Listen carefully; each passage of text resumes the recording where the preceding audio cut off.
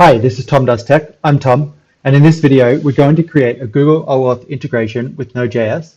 We're going to create the integration without Passport and without the Google API's NPM module. As a result of watching the video, you'll be able to build your own Google OAuth integration into your existing application.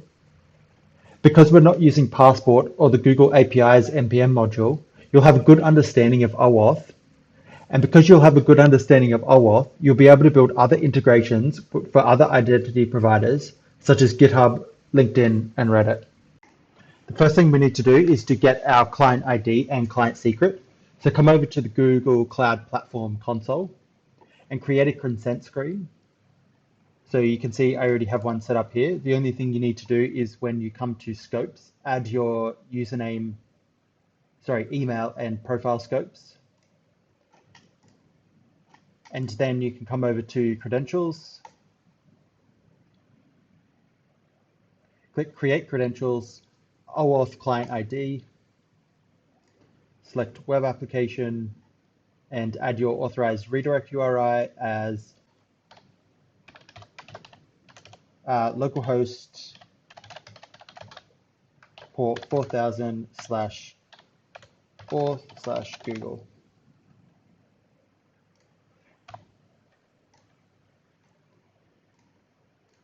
And create the application. Then you'll need to copy the client ID and client secret. So we're over here in our configuration file where we need to put our client ID and client secret. We have our server URI, so you'll need to make that an environment variable as well. That will be the URL that your actual API is running on. You have your UI URI, and that will be the URL that your user interface is on. We have a JWT secret and a cookie name as well. So we're ready to start programming our application. There's 3 routes that we'll need to get. So we'll need one for getting the login URL. We'll need one for getting the user from Google with the code. And we'll need one for getting the current user. So we have a function here called get Google Auth URL that constructs a URL that the user can click on to authorize themselves with Google. So the URL pretty much appends the root URL with some query strings. So we then make a GET request to get that URL. So you can then copy the result of this GET request and change out the variables such as the server URI and Google Client ID to match your application. And then you can just hard code that on the client. So if we come over to our application running on port 4000, go to /auth/google/URL, you will get this login URL. And you can see these parts here, the redirect URL and the client ID can just be swapped out for whatever yours are, and then you can hard code this on the client. But if we go to that URL, we get a consent screen and we can authorize ourselves, and then we're sent back to our redirect URL, which currently doesn't exist. So we'll make that. So our next function is a GET request to our redirect URI.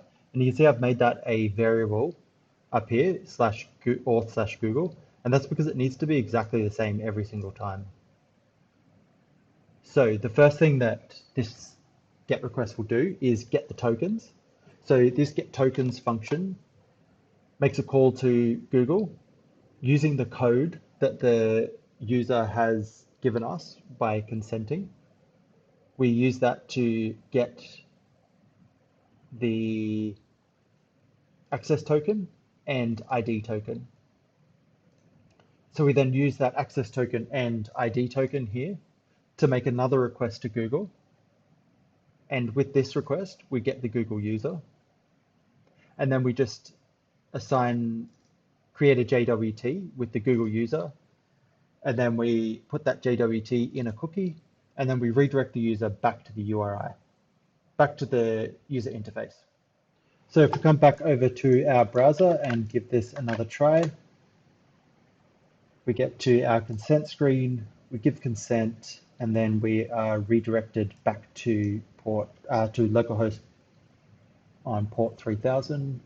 I need to add a HTTP to that, but we can see our redirect here has been given a cookie, and we have a look at the contents of that cookie. We should expect to see our Google user in the cookie, and we do.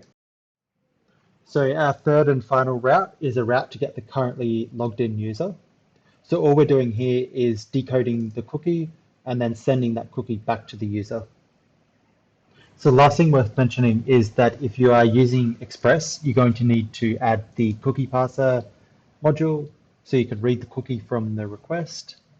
And you're also going to need to add some cause properties. So this will set the access control allow origin to the user interface's root URI, which is localhost port 3000. And then credentials true will set access control allow credentials to true.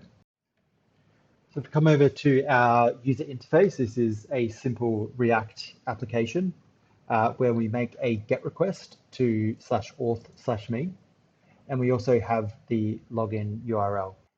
So we come back over to our browser and we go to localhost port 3000. You can see I've already logged in here, but if we clear the cookies on this application, we'll see the flow again. Delete that cookie and we'll see a login URL.